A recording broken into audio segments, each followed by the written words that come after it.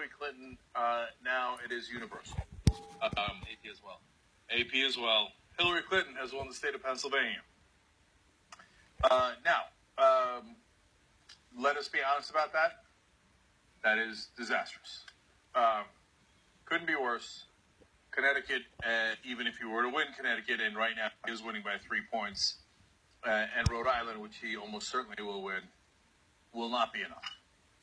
Okay? So there's a lot to talk about in that regard, and we will dive into it as the night goes on. Okay? And here, let me throw out the analogy. Okay? John and I were talking about this. I randomly came up with it earlier in the night, or earlier in the day. And so let me hit you with it. Okay. So for Bernie Sanders' campaign, I think that March 15th night where he lost Ohio, Florida, and the others, that was the original wound that was hard to close. And so if you remember, spoiler alert for people who've never watched Game of Thrones in their life, just from season 1, okay? When Khal Drogo got that wound in his chest, and it turned out it never recovered from it. New York was when the witch put the wrong hex on him, or whatever it was. And no, I'm not talking about Hillary Clinton, okay? Oh, God. For Christ's sake, okay? It's a Game of Thrones analogy in regards to how Khal Drogo went down. And so once she had done that, it was over, right? And so, unfortunately, I think that's how it was for Bernie Sanders in New York. But now, this Pennsylvania loss is basically putting them in the fire. But wait. Now, if you know that Game of Thrones analogy, what comes out of that fire? They put dead bodies in this case, a political body, and out comes a dragon. A dragon so fierce, it pretty much conquers the world. I don't know how Game of Thrones ends. Don't tell me. That's speculation. Okay, but a very, very powerful dragon comes out instead of Khal Drogo. Okay, and so I feel that that Sanders, it's an apt analogy in that even if he doesn't win this, and it appears that he is not going to. Okay, that now there is one scenario in which he wins, right? But in all other scenarios, given what has happened tonight, I don't think he's going to win the primaries. And so, but that doesn't mean that his movement lost. His movement's just getting started. So here's a movement that made up a 60-point national lead in 1 year. I mean, when I interviewed Bernie Sanders on this show, it was exactly a year before they had taken a poll where he was trailing by 62 points, I believe, okay? And he had no name recognition. She had all of the name recognition in the world. I've never seen a candidate run with more name recognition than Hillary Clinton. She had the entire Democratic machine behind her, and let's call it like it is. She had all of the mainstream establishment media behind her, cable news roaring behind her. Bernie Sanders is unelectable. Bernie, even though every poll indicated that he was more electable than her. Bernie Sanders is a socialist. Bernie Sanders is this, dismissive. You're going to punish the rich. You're going to go after the rich. You can't pay for your plans. And yes, they would mention emails every once in a while, but overall, the assumption that cable news gave you was that Hillary Clinton was the winner. That she was the winner before we even started counting votes. And I was in an Uber over the weekend, and the woman said, "Oh, I would have voted for Bernie Sanders." She lives in California. The primary is still coming up. She thought the race was over months ago because she saw cable news, and cable news told her it's already over. Now, at this point, it's a different situation. Was it over before March 15th? Hell no, it wasn't over. Was it over before New York? No, it was not over before New York, okay? Now, with New York and Pennsylvania to Hillary Clinton, it's a different story. But with all of those structural disadvantages, which were massive in scale, right? You have to understand something.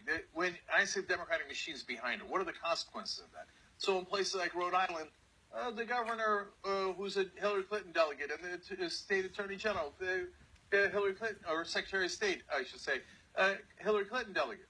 They decided we're going to close down 2/3 of the polling stations, right? Now, in Rhode Island, it didn't make a difference. And it did make a difference in Arizona. And it did make a difference in very important places like New York, where there was a giant voter purge. And let's remember, the exit polling in New York was 52-48. It was for Hillary Clinton, but it was only a small 4-point lead. She won by 15 after every advantage was given to her. So I understand all those things. And the reason I'm telling you all this is not bitter, sour grapes at this point. I'm telling you all this because he came this close with all of those disadvantages. You know what that means? That means this tide is a-rising, okay? And yes, a dragon will come out of that fire and it will consume the establishment. Yeah. And so they can celebrate today as Donald Trump and Hillary Clinton win big tonight, and they can feel all proud. Yes, we've got a totally pro-establishment Democrat and a billionaire on the other side. I mean, for all that they complain about Donald Trump, the guy's a billionaire out of Manhattan. He couldn't be more establishment. Yeah. Okay? So, yes, tonight they celebrate, but we're coming. So, you think Bernie Sanders, and by the way, this is what all the pundits think. They think, oh, well, Bernie Sanders is done now, so we're never going to see him again. Wrong. Again. Wrong. Okay? Even if, as we suspect, he goes on to ultimately lose this fight, right? Bernie Sanders is not going to go quietly into that night. He fought for something. He's been fighting it for 40 years. I remember when I was on MSNBC. You know who you could always get on TV? Bernie Sanders. Was it because he loved the spotlight? No. He'd go out in the freezing cold in the middle of Vermont. I remember I interviewed him once. He's in this giant winter coat and he's freezing out there. Why? Because he wanted to get the message out. Because he had to tell the American people, there's income inequality. You've got to do something about it. This isn't right? You think that fire is going to burn out? You think he's going to be like every other politician? All right, great. Give me a secretary of something, right? As Trump would say, let me lead the Department of Environmental, right? You think he's just going to take a secretary post and be done with it? No, he's going to keep that fire burning, and he's going to keep on fighting. And I don't mean just in a primary or in an election. I mean for those same ideas that he's been fighting for 40 years. So even if you're in the camp, as I am, that tonight was decisive, look, the only exception is she gets indicted before California, right? So maybe, I mean, there are a dozen FBI investigators looking into charging her as we speak. So that is your one possibility. But even if that doesn't happen and he loses this primary fight, I'm telling you right now, and I told you this 3 years ago, that Bernie Sanders could beat Hillary Clinton. And I was the only one saying it, and that's on the record, okay? So I'm telling you now, that dragon is coming. And so they think they got it all locked up tonight. They don't have any idea. This isn't the end for us. This is the beginning for us. For people who care, for progressives, for people who are going to get to the right solutions and fight for everybody. So let them celebrate tonight, because what they don't realize is they're celebrating the end of things as they were. Wow. Yes. That's great. Yeah, they're celebrating the end of things as they were. Mm-hmm. And as excited as they are that they think, probably rightly, aside from the situation you talked about, that she won, I think that a lot of the Democrats who've been around for a long time are more excited because they think that the movement will have died. Because they think of it as his movement. They think that he tricked young people into supporting these policies. I don't think anybody could have done that. I don't think Bernie could have done that. The only reason Bernie worked this time is because those people were there waiting for a Bernie to speak to them. Yes. And that movement, especially the young people, developed over the past 2 years, 4 years, 6 years. And they learned the right economic message, they learned what needs to be done to fix the economy, even as they were being told that the economy is doing much better now. And they know that we need to change our strategy towards international terrorism. We need to push for peace, even though they've been told to be scared every single day. They've been told to conform in the way that past Democrats have, and yet even without a Bernie prior to a year ago, they were ready with the right positions. And those people are not going to become conservative tomorrow. They still are there, and they still want another politician like Bernie Sanders. They're there for when he speaks in the future, and they're there for other politicians as well. tytnetwork.com/join, wolf-pack.com. They think we're done. We're just getting started, brothers. Okay, and so I can't begin to tell you. I know it sounds, they won't believe it, right? They meaning the regular, usual suspects on TV and stuff. They'll say, oh, these delusional guys, they've been delusional all along, right? The best is yet to come, okay? Right. The fight has yet begun, okay? So this was the warning shot across the bow. And like John said, they didn't take it seriously. They think like, oh, a bunch of young kids stopped playing video games and smoking pot, and Bernie tricked them into thinking that they could do something. And then, you know, I want to add something that's very important. Somebody, and I'm sorry I forget who, but one of you guys in the audience said something that I really struck a chord with me. This generation that voted for Hillary Clinton is used to losing. Yes. They have earned their cynicism and their skepticism, because for 40 long years they've done nothing but lose. Mm-hmm. So when someone comes up and says, no, I actually think we can win, in their experience, that's outrageous. Progressives don't win. Their job is to get their ass kicked by conservatives, right? Because they grew up in the era of big money. So when Princeton did that study and said, 1,800 policy positions over 20 years, public policy is not at all affected by public opinion. You lost your democracy. You know when that started? When they started tracking? Not in 2010, after Citizens United. They were tracking from 1981 to 2002. They started tracking in 1981. We'd already lost our democracy back then. And I've told you this 1,000 times. You know why? 1976, Buckley v. Vallejo. 1978, Bellotti. Those two decisions said, money is speech, corporations are human beings, and hence, corporations have the right to spend unlimited money in politics. Now, Citizens United put that on stairs, but they didn't need Citizens United. They'd already won. It shot a dead horse. So let me give you another stunning fact. And Represent.us had a great video about this. And it's mind-boggling. Okay, the top 200 corporations involved in politics that do lobbying. You know how much they spent over the last 5 years? $5.8 billion. Well, that's a lot of money, right? Now, Hillary Clinton would tell you that's for their health, that they didn't expect any favors in return for that $5.8 billion, because they like to give away billions of dollars and not get any return on investment. Silly top corporations in the world, right? Maybe they're altruistic. There is no such thing as an altruistic corporation. Now, you want me to tell you what the reality is?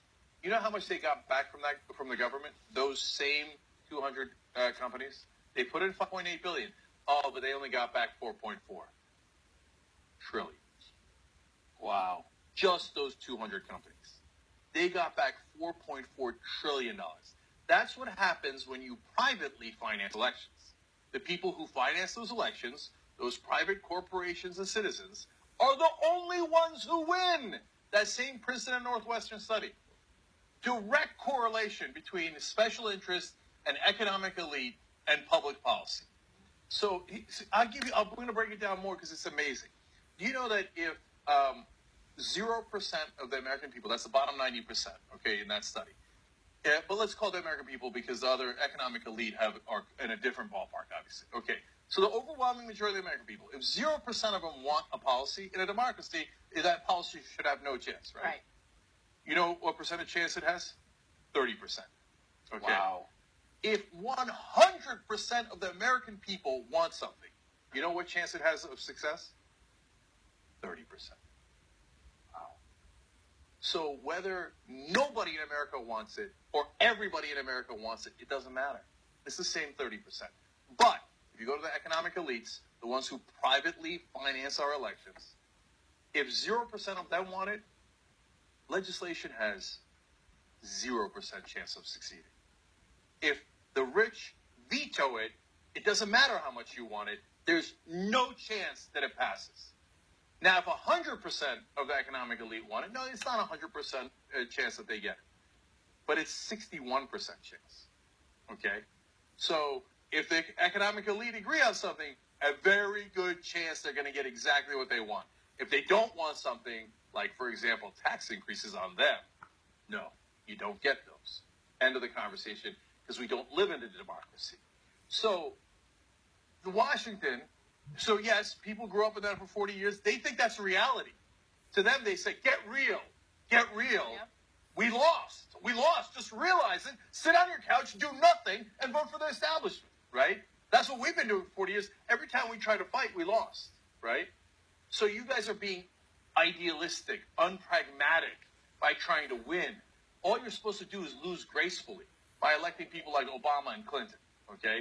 And then they'll take Bush's tax cuts, which Bush couldn't make permanent, and Obama made 94% of it permanent, and then bragged that he did tax increases for 6% of the money affected, okay? So that's what they're used to. But that's not what we're used to, okay? And you know what happens? At some point, the tide turns. It happened in civil rights. You think they got it overnight in civil rights? They fought for 100 years. It happened for women's rights. They fought for 70 years. Now, I'm not saying it's going to take 70 or 100 years. First of all, we're in the internet age. Second of all, as I've said a million times, once women's rights movement got into the streets, it only took 7 years. By the way, we just did Democracy Spring. We all just got arrested a couple of weeks ago. So there we are. We're in the streets. We're doing civil disobedience. So we're coming, okay? And at some point, the fever breaks. At some point, the tide turns, and history gets made. And that history is not impossible. It's inevitable. And so Bernie Sanders' campaign here, and I've got to say one thing about Bernie Sanders as a person, okay, is that Bernie, he stepped up. So as everybody else, and I like all those other guys, all the progressives that are real, the Russ Feingold's, the Elizabeth Warrens, those are all wonderful people, right? As they were fiddling, should we challenge Hillary Clinton? Should we not challenge Hillary Clinton? You know what Bernie did? He said, here I am, okay? I'm Bernie Sanders. I've been fighting for this for 40 years. Oh, Hillary Clinton's unbeatable? That's fine. I'm going to fight for our positions. I'm going to stand up. You have to give Bernie Sanders all the credit in the world because he stepped up and he fought for us. And that's why we love him, okay? And so now back to the movement. This movement almost took down as big a Goliath as I have ever seen in politics. And with, at the beginning, no money, no support, no structure, infrastructure, nothing, right? You think we're going to lose the next election? You think we're going to lose the next fight? I think they don't stand a chance. 2020? By 2020, we're going to be so much stronger than them that it's going to shock them. They're not going to believe what hit them. So I could be wrong. Hasn't happened yet. Okay, I've been telling you exactly what's happening ahead of time. I don't tell you that because I want to brag, partly true, but mainly because I want to let you know, when I tell you to get excited, I tell you that we're going to win. I'm not kidding. I'm not BSing you. I've proven it over and over again. We're going to win, okay? So, yes, tonight's a bad night, but we're just getting started, and this movement is on fire. And so we felt the burn here, but that's just the beginning. There's an inferno on the way. I can't stop talking about it. I'm going straight to... Jack, 100% agree with you, and I don't need to hear anything Hillary has to say. So, you won't really hear anything anyway. No, it's the same platitudes, bullshit, and finger wagging. But Bernie Sanders still remains the better candidate. Bernie Sanders is still going to be the better candidate in July at the convention. And Hillary's negatives aren't going to magically disappear. Anything can happen. All right? So the Democrats have to decide, do they want to spend the next 4 years defending Hillary Clinton or fighting with Bernie Sanders? They'd rather defend Hillary Clinton. Bernie Sanders is still competitive, and Hillary has not won the nomination tonight. This is not a wake. This is an awakening, okay? Bernie has focused a progressive movement fighting against corruption and fighting for health care, fighting for education, fighting for social and economic equality. He's fighting for the water we drink and the air we breathe. They're fighting for themselves, and he's fighting for us. They're fighting for money, and we're fighting for the good of the country. 12 primaries to go. There are 12 primaries to go. The more delegates Bernie gets going forward, the stronger his case will be at the convention. Do not forget that. And when independents vote, Hillary's weaknesses are manifest. West Coast strong. California is the biggest primary in the nation. Oregon still has yet to vote. And all the people left in those 12 primary states, why wouldn't they vote for a guy who's not fought, for a guy who has integrity, for a guy who's going to upend the establishment? Why wouldn't they vote for that guy? They're going to. I'm not going to throw my vote away. I'm going to vote for Bernie Sanders. You shouldn't vote. You shouldn't throw your vote away either. The stronger Bernie is in the convention, the stronger this is. Like Jen said, this is a movement. This isn't going away. Hillary might turn her back on us, but if the Democrats in Congress do, they will pay the price. So we're not going anywhere, and Bernie's not going away. He's woken up a complete movement. This is not awake. This is an awakening. Feel the burn, and don't freak out. And by the way, you couldn't keep me away from the polling station. Oh, no. In California. I don't care if it's a mathematical impossibility. I'm the guy who went and voted against Barack Obama in the 2012 primary to make a statement. I wrote in Larry Lessig, okay, because we got to get money out of politics. By 2012, it was incredibly clear that Barack Obama didn't mean change. He wasn't going to get money out of politics. So I wasn't going to give that guy my vote in the primary. Yeah. You think Bernie Sanders beating Hillary Clinton is improbable, or some would say impossible? Trust me, Larry Lessig beating Barack Obama in 2012 was impossible. Okay, but I went and voted anyway because primaries are enormously important. You make your. It's not about sending a message. It's about saying, I participate in democracy. Okay, yeah. And I vote in primaries, and you better know it. And even if you don't win this one, if you keep on doing that, that's exactly how you win going forward. Don't accept the status quo as the reality, because it isn't. Yeah. When I registered, they say, hey, would you like us to send you the ballot by mail? I was like, get out of here. No, I'm going and I'm actually voting. And hopefully there's going to be a ton of Bernie Sanders supporters there. And I know that I get caught up in these hypotheticals and things are the way they are. But, I mean, you talked about Hillary Clinton. She entered this primary in a position that I don't know how many decades you need to go back to find a Democrat in that position. The sheer amount of name recognition, assumption of the fact that she's going to win from the Democratic establishment, from the media. I mean, John Kerry didn't have that. Al Gore didn't have that. Bill Clinton didn't have that. Nobody has come in from as strong a position as Hillary Clinton, and a guy that people still thought was a joke just a couple of months ago is beating her in national polls. Now, the way that the primaries were set up, the fact that many people didn't learn about him until halfway through the race might allow her to get the victory in the end. But this is not a demonstration of the weakness of the progressive wing of the Democratic Party and the new progressive wing of the Democratic Party, because many are entering thanks to Bernie Sanders. This is a demonstration of its strength. And she better be terrified. I can see in her face how angry she is at these town halls at the idea that she might have to do something for the progressives. That anger is how she manifests how scared she is. Because in the same way, she expects Democrats, if she becomes president, to just go along with it, the media to just go along with it. Well, then she must not know what the Young Turks is, because we are going to fight her as hardcore as we ever fought Obama when he turned his back on us. And that's a job that I relish. I look forward to doing that if she becomes president for 4 years, for 8 years. We're going to force her to do what's right. So also, Keith, this is I don't think this is wild speculation. They're saying people are predicting that Napolitano from Fox News, and also Senator Grassley said today at a Rotary meeting that there are scores of FBI agents who will defect, and they will leak the investigation they're doing of Hillary Clinton right now if she is not indicted, right? And that's what Senator Grassley said today. That's kind of a big deal. They really don't say that. So just like she said that crap about Bobby Kennedy, this is actually real about her maybe being indicted. And then these guys, so it's not, it's bad either way for her. If she gets indicted, it's bad. If she doesn't get indicted, the FBI agents, according to the reports right now, they're going to leak the investigation anyway, which is also bad for her. Again, if you want to make sure that Donald Trump doesn't become president, vote for Bernie Sanders. If you want to not be sure, vote for Hillary Clinton. Okay. Maybe you like gambling. Maybe you want it to be risky on election day. I know Ben likes gambling. Maybe. Okay, I do have a call. Rhode Island has been called for Bernie Sanders.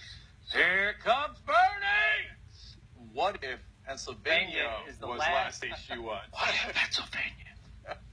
Well, even so. Anyway, yes. You guys are a lot more positive thinking and optimistic than I am tonight. But I will say this. The only thing that really genuinely gives me hope for the country is the young voters, right? And as the establishment continues to underestimate them and treat them as if they're all just lazy, pot-smoking, video game playing losers, the reality is they continue to be educated through the tremendous amount of resources they have on the internet. They continue to pay attention to the political process. They continue to care about these issues because the reality is they impact them the most. And, we talk about the status quo and how we shouldn't accept the status quo.